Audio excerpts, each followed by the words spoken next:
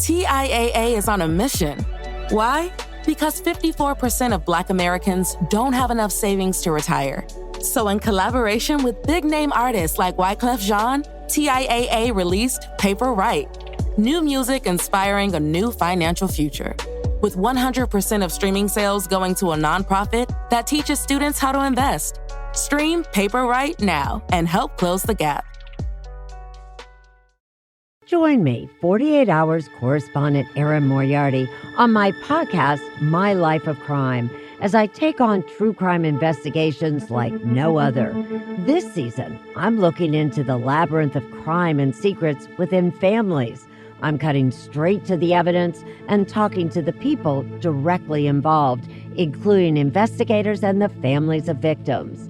Listen to My Life of Crime with Erin Moriarty wherever you get your podcasts.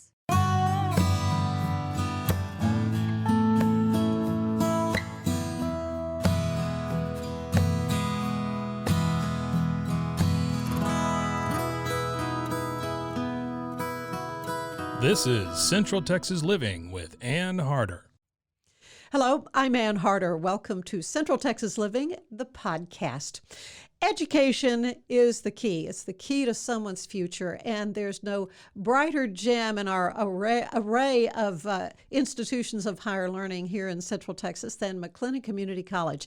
And it is such a treat to have the president of MCC, Dr. Johnette McKown, with us today. Welcome to the podcast. Well, thank you so much. I love to talk about MCC. I know you do. Now, you have been the president there now for 12 years.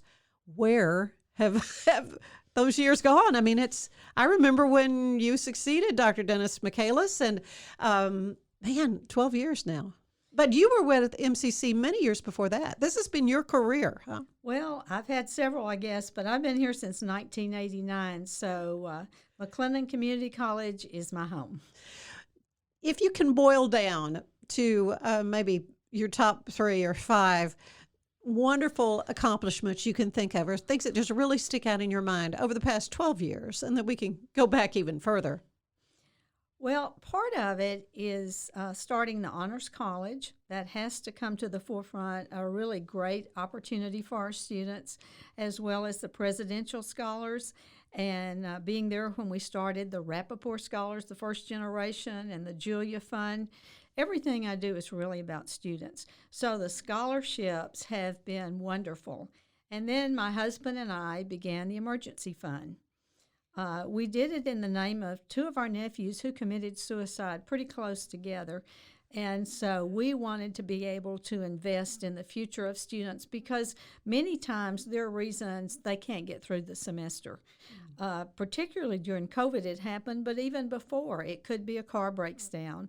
Or during COVID, many of them lost their jobs and needed a little bit of help to finish the semester. So everything about students are my proudest moments. Yeah, it can seem overwhelming. At that age, a problem that, this is a temporary setback, and, for that kind of desperation to take over a young person is heartbreaking. Yes, it is. Yes, it is.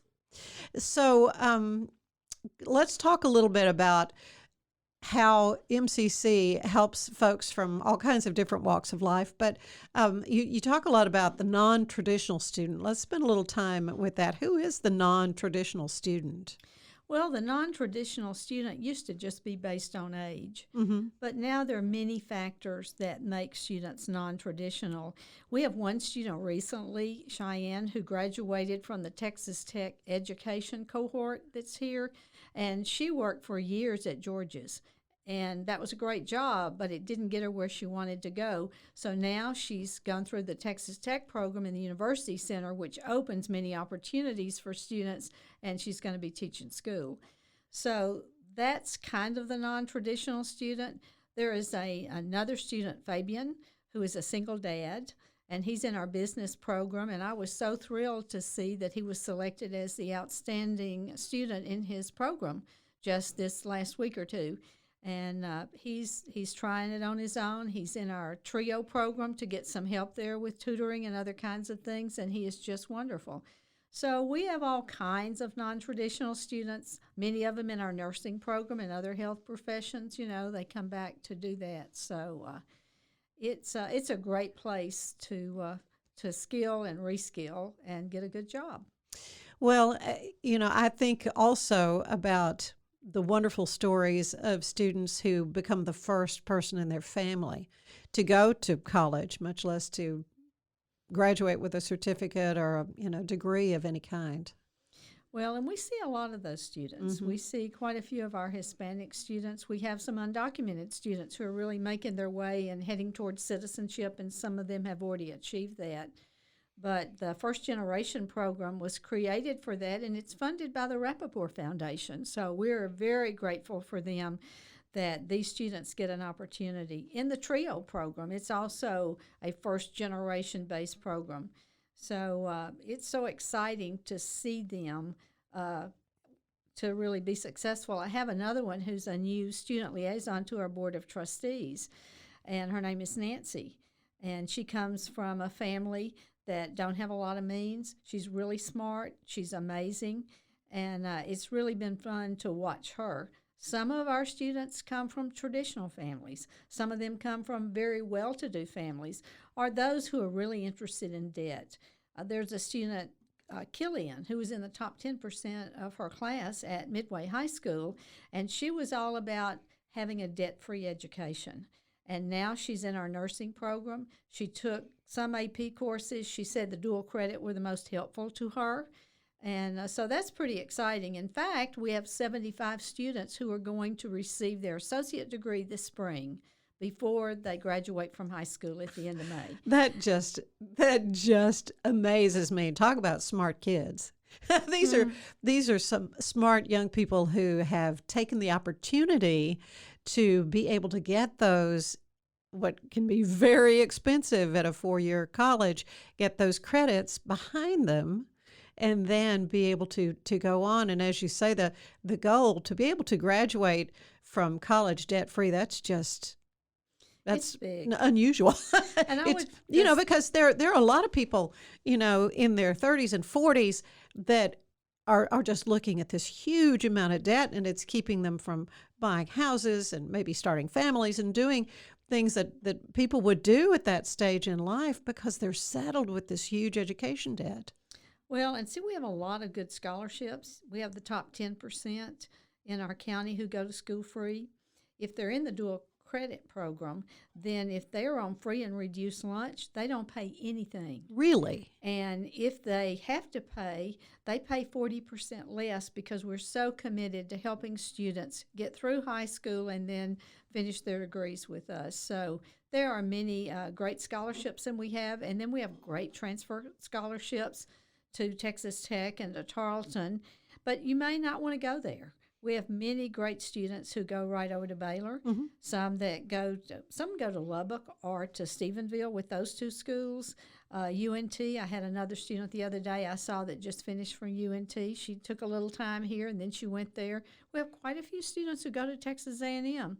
So we have students, and Texas State. That's one of our big partners. Mm-hmm. So, well, from my own personal experience with my kiddos, my firstborn, he's 41 now, and he said he was going to go to MCC, take everything he could take to then transfer to Baylor, which he did. And I promise you, writing those checks to MCC, that was like going to the grocery store compared to the Baylor tuition. And middle son took classes at MCC, and our youngest finished through Tarleton. He finished his undergraduate degree just this December a year ago. So, I mean, it has made these opportunities for my own sons, for their education so that they don't end up with huge debt. Well, and another thing they talk about, and Killian talked about it a little bit too, is that you have smaller classes and you get to know your faculty. Mm-hmm. And that's really huge. And we have incredible faculty. I had another student, Ethan, who went to A&M, and he said, my friends, they had several hundred in some of their freshman classes, and my professor knows who I am. And that was a big deal for him. And so different strokes for different folks, and some should go immediately there. Right. But many Yeah. of them can come here first. There's a young lady, Margaret, I talked to last week, and she came here from Plains. And she said her family believed in going to community college first. She has a brother at Baylor. She knows that's where she's going, but she knows it's an economic boon to do that. So we love those stories, and we have such smart students, I will tell you. They're all learning. Well, and again, these high schoolers who say, I can get some of this out of the way early. It just amazes me that they're coming out with a 2-year degree in some cases.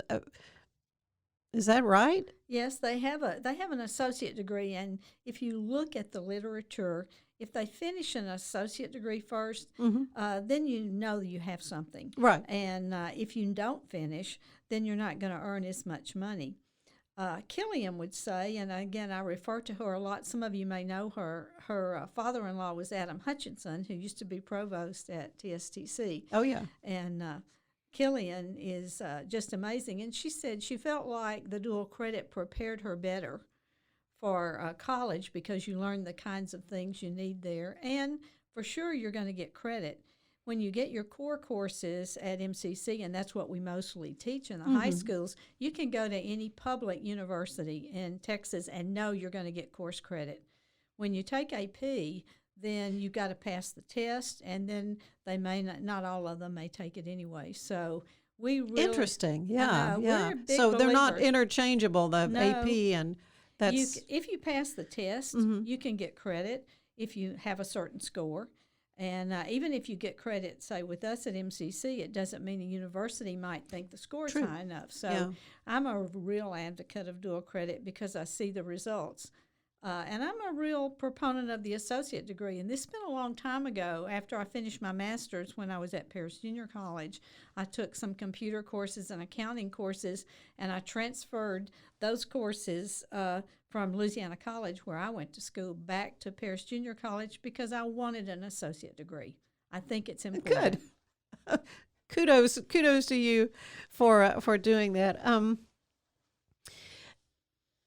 The COVID. Let's talk a little bit about what kind of impact that has had on both your students and your faculty and administration, just the running of the university. Well, enrollment-wise, it's been a big hit, not only for us, but for community colleges across the nation. We took the biggest hit because students were less reluctant to come and that kind of thing.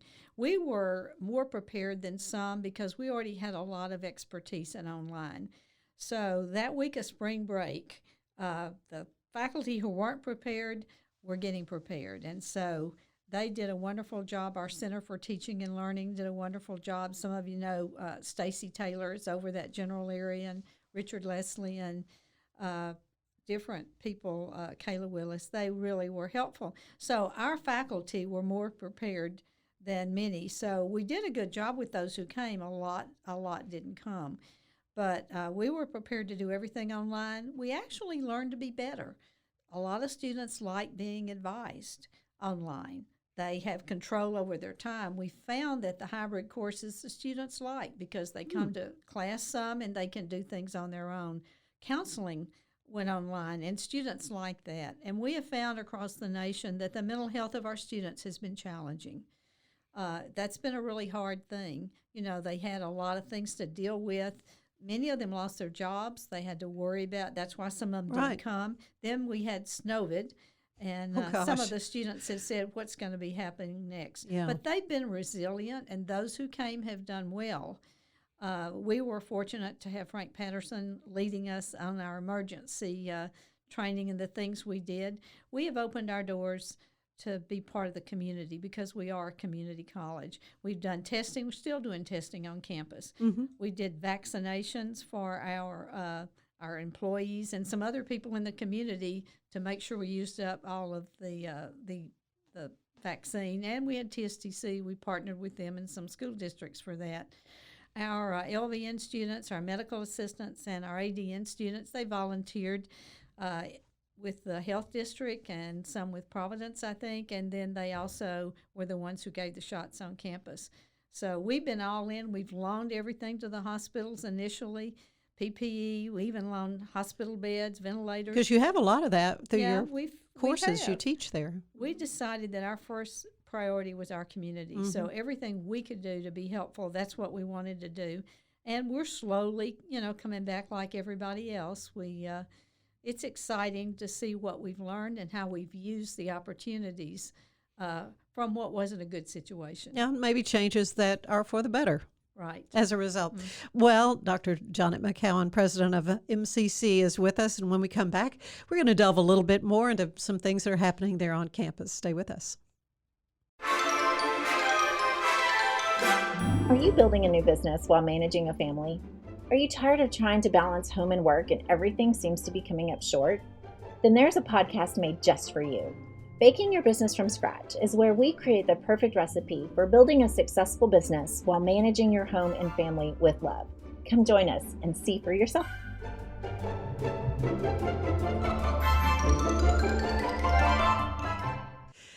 Back with Dr. Johnette McKown, who is president of MCC, been leading the ship there for the past 12 years. And it's a delight to get to pick your brain a little bit about, let's talk about some trends that you're seeing in higher education. Are there good ones and bad ones?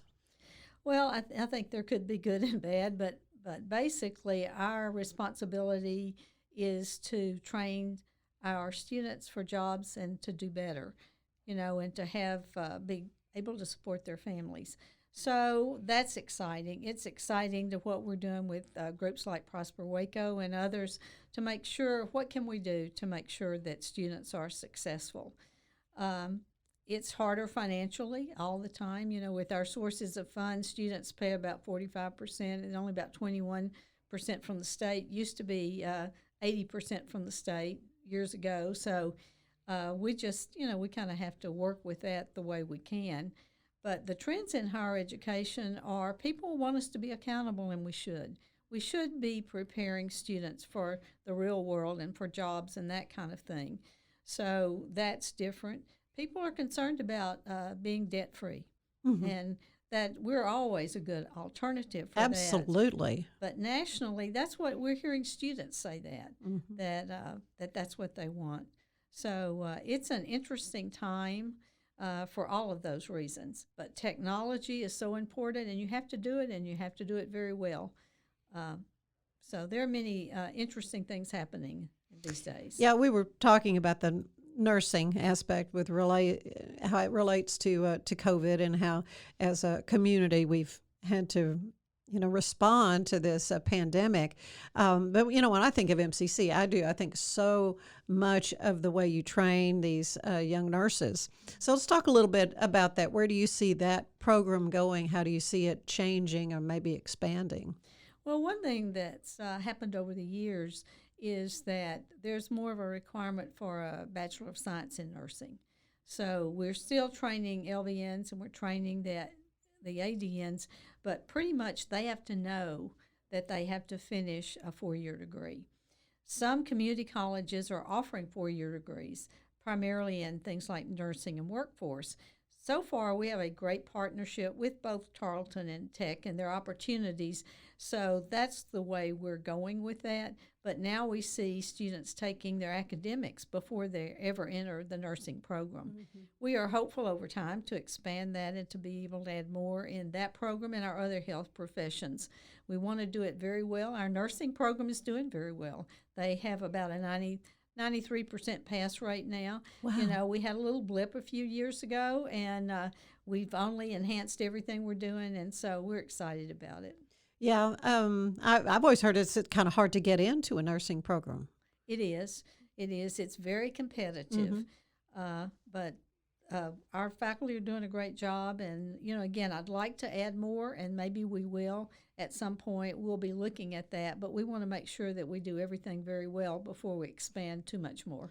Of course, MCC, involvement has been through your arts and with the wonderful productions that your music students put on, just the quality of the music program there at MCC. Very familiar with many of the teachers there, and let's talk a little bit about that. It's very interesting you bring that up, because one of the groups I had this past year during COVID was the Student Advisory Committee, and I had one of our music students. It's been really hard to do that remotely. We've had more and more opportunities, and we've had many productions, and they're really doing an amazing job. Last night I was at a Vocal Tech concert, and I saw all these young ladies, and I said, well, they look kind of like maybe Baylor students. It was our dance team. Really? And our dance team was there because one of the members was singing in the as a vocalist.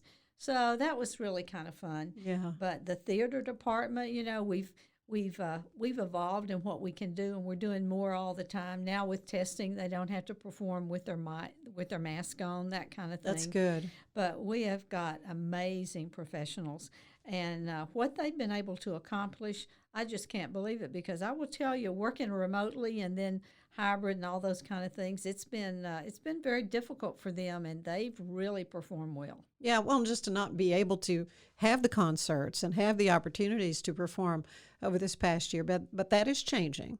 It is, and we can have, all along we could have a few people, but it seemed kind of odd that, to have a big auditorium and you have 60 people in it.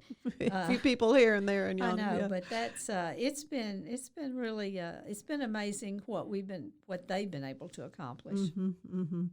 Well, these student stories are the best. I know you had told me that one of the music students has been accepted to Belmont, right, in Nashville, and I mean that is primo. That's a big deal to get into that music program. Well, it is, and that's what that tells you the quality of the student. Well, it there does. At MCC. Yeah, it is, and they have to have a pathway somewhere. We don't want it to stop.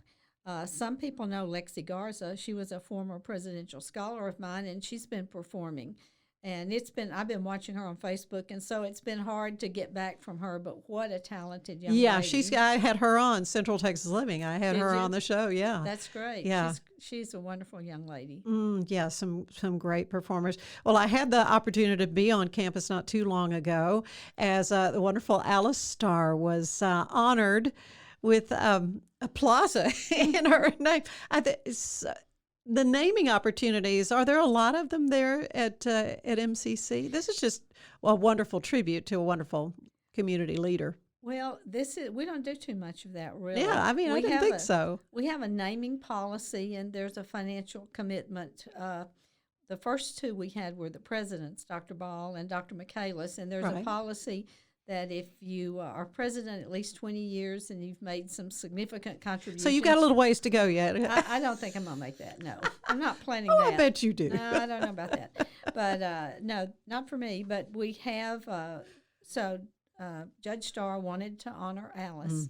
And so he made this arrangement for her, and and it surprised her, I think. Yeah, when he first came up with it, she wasn't all fond of that deal. She doesn't like to be right. She doesn't like to be recognized too much. She told us the sign was too big, and we made it a little smaller, and she still thinks, she just doesn't like to attract attention to herself. It's beautiful, yeah. It is, and it was a lovely event, and we had so many people there. You just never know when you do something like that, and as a result of that. They've been very generous to the presidential scholars, Judge and Alice have, and when we've gone to D.C. on a political science trip, they've taken us to the Supreme Court. They know all the places to go. Oh, they do, and they introduced us to the Chief Justice and another one of the justices. So that was wonderful, and so we had quite a few scholars there, and as a result of that day, I had 2 new presidential scholarships.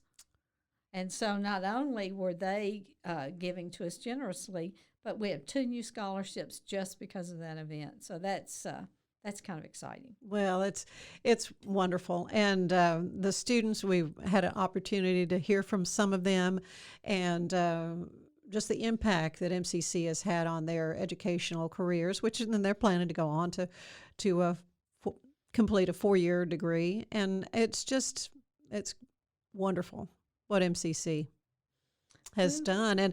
And of course, Dennis Michaelis, wonderful president there at MCC, and you have just succeeded him so beautifully. And any big surprise in the 12 years you've been there that you went, oh, I wish Dennis had told me this? Well, Dennis did tell me some things. And one of the things he told me, he said, sitting in the big chair is not what you think it is, because I was doing a lot of operations before. Sure, so, yeah, absolutely. I think part of it is that it's somewhat of a, political is not a word I like to use because I'm not a politician, but yet when you're balancing your staff, you're balancing the legislature, you're balancing the community, you're balancing the students in particular. So trying to make sure that everybody's honored in the right way takes a lot more time in relationship building. And I like doing that, but that's important because everybody can't have what they want. Some students aren't happy at times, but we just have to do the best for our community and our students and our employees. And you have done that so beautifully, Dr. McKown. I'd like to end these visits with a little questionnaire. It's similar to the one the late, great James Lipton would use on Inside the Actor's Studio. Does that ring a bell? Yes, no, maybe not. All right. So just kind of random questions. What is your favorite word? Joy. Okay. Your least favorite word? That's harder to say, I guess. I really don't know what that would be unless it would be, I really don't know. I hadn't thought about that, or, I would, I just can't. Have to be several words, I guess. Okay, well, that's fine. Maybe a phrase. Can't do it. Yeah. That's a lot of people have responded that way. Yeah. There's the negativity of not even trying, What turns you on creatively, spiritually, emotionally? Well, for me, part of it, of course, is listening to sermons and faith and reading my Bible and that kind of thing. And also seeing students be successful and seeing them pull through hard times. And I'm thinking of one person in particular this spring who had a hard time and ended up in the emergency room with anxiety. And that kind of hurts you. And then it also thinking about one of the students who just graduated from another university recently, and she went through a hard time and talked about the mental health of students when she was here and how much counseling is. So when you see the students get a hold and know that they're going to make it after struggling, it's exciting. One student, I remember her last semester, and some family issues were really bringing her down, and I told her she had to forget about that she was too close to being a nurse, and she had to get there, and she did, and she's been very successful, and it's exciting to see it when they overcome obstacles. Yeah, that word of encouragement means so much. Then what turns you off creatively or spiritually or emotionally? I think people that are negative and assume the worst. People that aren't willing to collaborate and build relationships, and it's their way or no way. I think there's always room for discussion, and we may not agree, but we have to be able to come together and give each other an opportunity. Now, talk about things, debate things. I mean, we've kind of become a culture where you can't debate. It's kind of crazy. What sound do you love the most? I really love the sound of music from my students. I was just going to guess that was what you were going to say. I thought, I bet she loves hearing those kids perform. Well, like last night, hearing them perform and with what they've been through, performing so well. Yeah. And the country music band the other night, it was amazing. And I thought, I think that person's going to be working somewhere one of these days. That's right. Or hearing the community band, I love to hear them, or our wind ensemble. They're so, it's just amazing. Yes, MCC has provided a home for Waco Community Band for many, many years, performed there at Ball Performing Arts. What sound do you not like? Well, those are hard questions for me. I don't know. I guess I don't know what sound would be unless it's just hearing somebody say no, or being defeated, or that kind of thing. Those kind of sounds. What other profession would you have liked to try if you were going to be a MCC president? Well, I thought I wanted to be a librarian one time, but that didn't work out. So, I think I could be a speech editor. I love my bachelor's is in English, and I love to do those kind of things. Good. So I could see that. What profession do you know you would not want to do? I do not want to be a salesperson. Now, I can sell education, Yes, but you other do. kind of things, I just, trying to convince people to buy something, that'd be hard for me. Yeah, they weren't thinking they wanted to buy. I got you there. And finally, what do you want to hear God say as you arrive at the pearly gates? I think job well done. Job well done that I've represented my Christ will. Dr. Johnette McKown, thanks so much for being with us. All the best to you and the work at MCC. It is a gem here in Central Texas, and we appreciate you and MCC so much. Central Texas Living is part of the Rogue Media Network family. Be sure to check out their other shows at roguemedianetwork.com. Please rate us 5 stars on iTunes and anywhere else you get your podcasts. Join us again soon for more Central Texas Living, the podcast. This has been a Rogue Media podcast.